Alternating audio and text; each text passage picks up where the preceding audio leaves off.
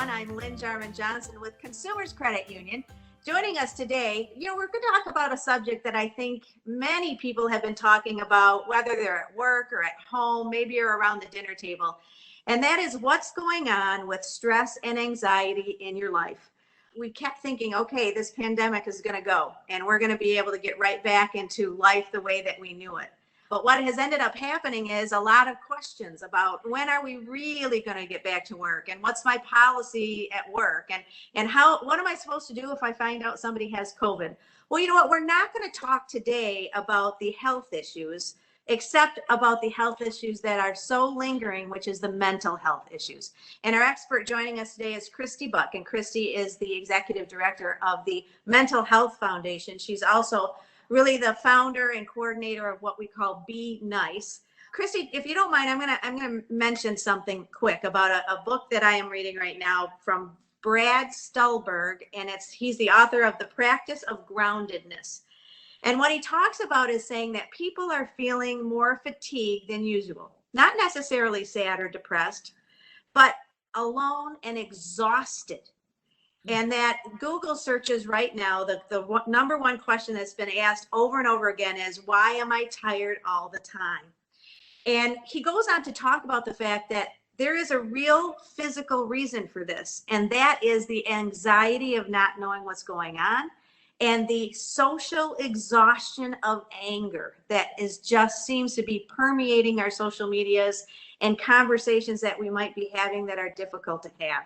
Christy, thank you so much for joining us. A very important topic, and I just want to dig right in.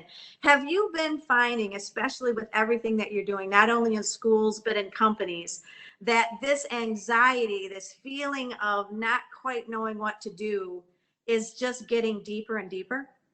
Definitely. Obviously, we are facing many challenges now and over the past 18 months. And when we are facing challenges, oftentimes our immediate responses are anger, frustration. Anxiety is extremely common for many people. And that's not just generalized anxiety to say that I'm going to get diagnosed with the illness called anxiety, but just those anxious feelings of looking way too far ahead as opposed to living in the moment and finding that purpose for right now. So there's some really good reads out there, Lynn, and also in addition, there's a lot of great apps out there that people can put on their phone. I hear about these constantly. I've never done one personally myself. I'm looking possibly to do one, but practicing meditation, mindfulness, and working through some of this angst, fear, resentment, anger in a good way, in a good coping way. Well, it's interesting because I think that, the pandemic definitely put mental health on the map in the sense of saying it's okay to talk about. I was in an HR panel presentation the other day, and one of the deepest conversations that was held was it's okay to talk about feelings at work. And Chrissy, you've been saying that over and over again. Yeah, for a long time. I mean, we know that you've got to find someone to talk to. We know that people do want to listen. The hesitance often was embarrassment, shame, that people are going to think I'm sappy. People are going to think I'm crazy. People are going to think I can't handle work. I can't handle the pressure. I'm going to lose my job. Well, I love that right now we finally are taking mental health seriously, right? That overarching, that our mentality is huge. And mental health, Lynn, it's real basic. It's how I'm thinking, how I'm acting, and how I'm feeling. It's so amazing that mental health is that simple. So, our programming defines it just like that, to kindergartners all the way up to one of our corporate partners, Herman Miller, right? Mental health needs to be talked about. But then, Lynn, then it becomes serious as to at what point is my mental health now beginning to affect how I'm going to work or school, how I'm carrying out my daily activities, and engaging in satisfying relationships. Now you jump to, I don't want to go to work, or I don't want to go to school. I can't get things done around my house. I can't focus on my job. I can't put my screen on when I'm in a Zoom meeting anymore. I can't get to places on time. I'm confused. All these things, right? Or I can't take care of my kids. There's those things also. And then I'm fighting all the time. I'm getting angry all the time. I'm isolating myself. That's the big picture now. So our companies, our schools set up to make sure that what's that next step? This person isn't performing their job. This person isn't coming to work. They've got a bad attitude. They're absent all the time, right?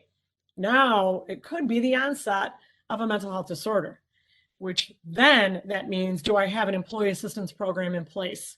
And this is why I love Be Nice, because it's that action plan that's on me and on my screen.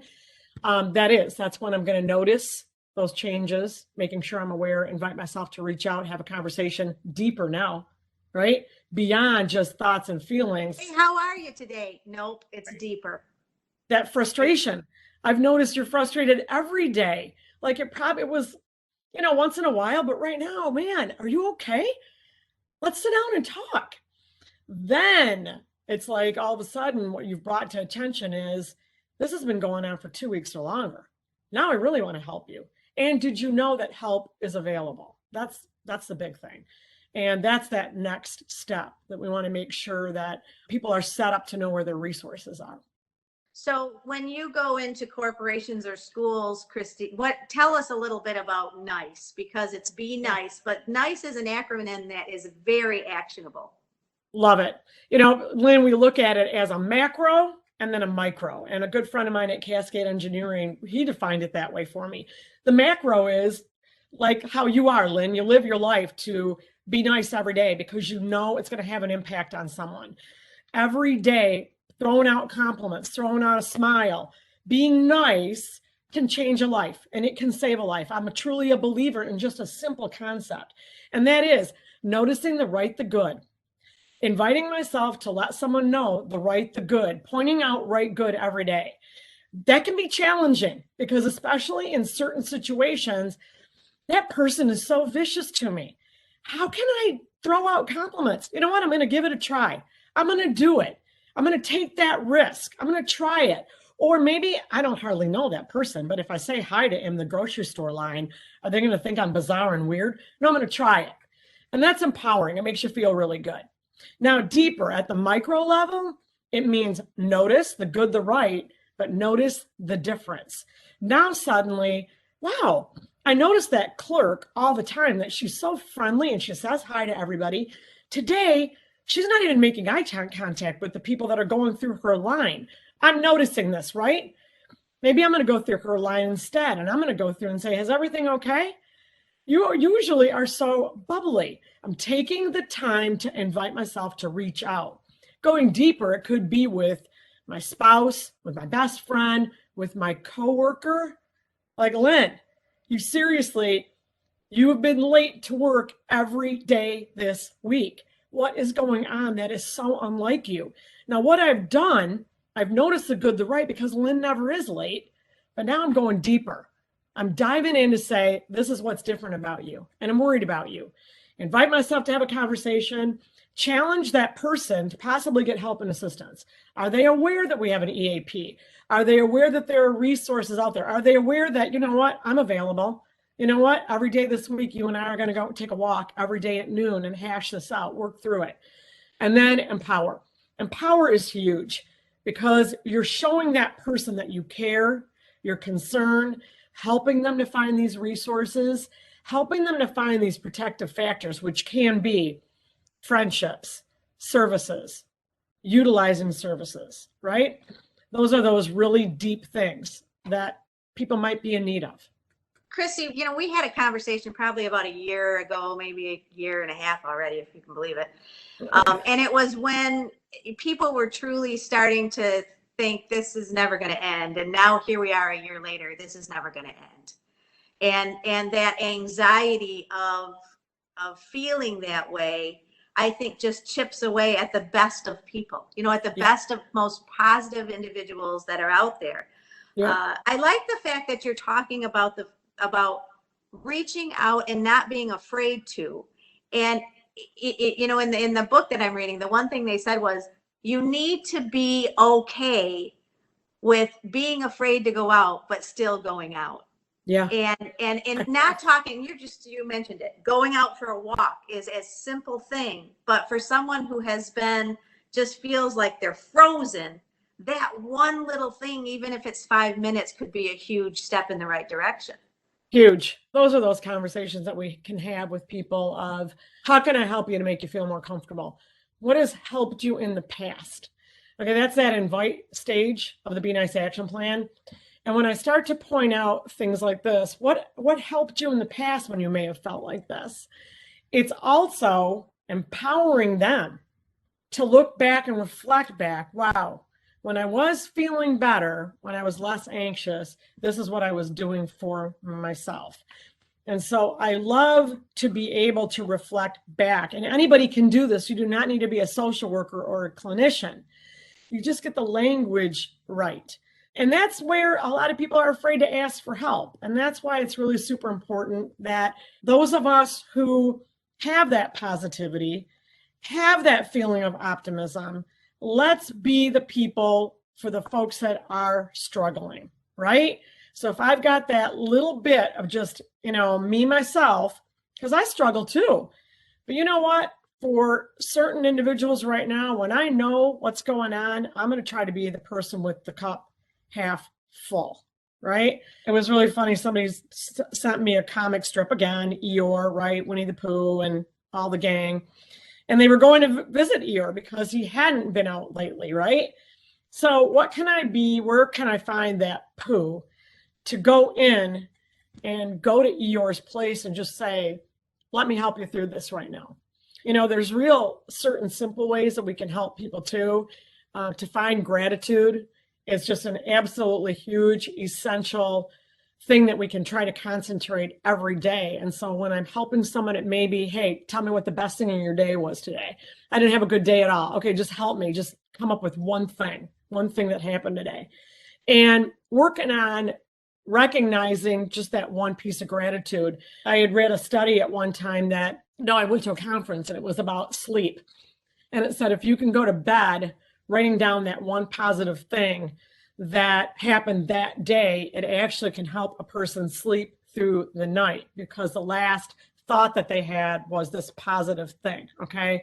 So practicing gratitude, that's kind of a combo of practicing optimism, like this one good thing that happened to me today. I mean, these are just little things that we can put into place to help us through these anxious times, through these times that I might be feeling really down, real super negative. Well, and I love the fact that Christy, the West Michigan Mental Health Foundation, is here to also connect those who may need some deeper assistance and help. And that is absolutely critical. So thank you so much for everything that you do. I know there's a big event coming up. Consumers is very proud to partner with you on Shining Through. How can people get involved, whether it's their time, talents, or treasure, with Be Nice and the Mental Health Foundation?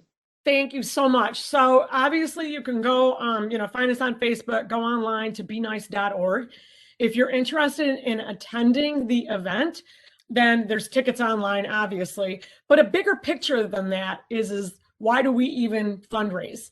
And we know that monies raised by the Mental Health Foundation of West Michigan go into programs, ensuring that we are able to meet the demands, meet the demands of our community.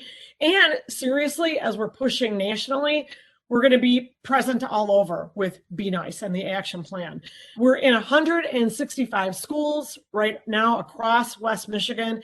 A dozen of those schools are actually East Lansing. And so we've got plenty of schools. In addition, we go into faith communities.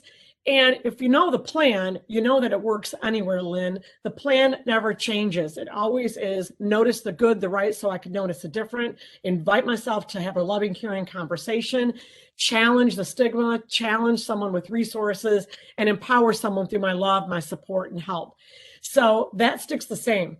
So Shining Through in particular has been around for, I'm going to say probably 27 years, Lynn. And you were there 27 years ago at the first Shining Through. Yeah, I believe that I was. Can you believe that? Holy cow. Lynn, you were. I used to run into you in the hallways when you would be going to your committee meetings. And I giggled about it. 10 years old, Christy. I think we were 10 at that time. 10. And volunteerism is huge too at all ages. The show still is based on what it needs to be based on, and that is focusing on people's abilities. And so oftentimes with a mental health disorder, it can be disabling. But what is so cool is Yes, at points it can be disabling, but people have abilities. So these folks that are in our art show and auction happen to have artistic abilities. So the show has become juried. So we select the best of the best pieces, the pieces that we think are going to bring in the most money, and in turn, give the artist back money. And so the artists get 51% of whatever their art sells for. So they're auctioned off, their pieces are. I want to read quickly through just a bio. My name is Kate. I'm an artist from Kalamazoo. Art is just not a hobby, but it's my passion. I'm grateful and excited to be one of the artists in this auction. I have bipolar disorder. While it can be a struggle and an issue when creating art, it has made me a stronger person. I was 2 semesters from graduating from Western Michigan University with a double major when mania set in. I never graduated, and it took a long time for me to come back to where I felt like creating art. These days, I take classes at Kalamazoo Art Institute. I'm a single mom to an almost 21-year-old son. I live with my mom, who I consider my biggest supporter. She has been with me through the good and the bad. And so for her, being part of this validates my artwork and makes me feel like a contributing member of our society. Are some of the art pieces online that we can see? You got it. They're online. Right when you open up BeNice.org, the 2 featured art pieces are highlighted. And oftentimes we have a hard time deciding on what art should be the featured. And it's very competitive to be the featured artist because your art gets primary viewing. You're on the titles, you're on the programs. So I think you'll love the art. They're really fun pieces. The theme is feeling good. And oftentimes some of us are inspired by music. So it was Michael Bublé's song that inspired some of us to say, yeah, those words are awesome. You know how it feels when I'm feeling good. So one of Civic Theater's most renowned actors, Michael Travis, is going to belt the song out right before the live auction. So I think people. Oh, that's awesome. Again, thank you for taking time to spend with us today. It's such an important topic. And if anyone is interested, whether you run a company or you're just interested in learning more about BeNice, head on over to BeNice.org. Absolutely. And as always, thank you, Consumers Credit Union, my choice for all my banking and loans. And that's not just a plug. It's a meaningful plug. They take care of me and my mental health. Thank you, Christy. Hey, thank you, Jake Gesseling, for your wonderful production skills today. And everybody have a wonderful week. And consider yourself a kind person. Be nice. Yeah. I'm Lynn Jarman Johnson. Money, I'm home with Consumers Credit Union.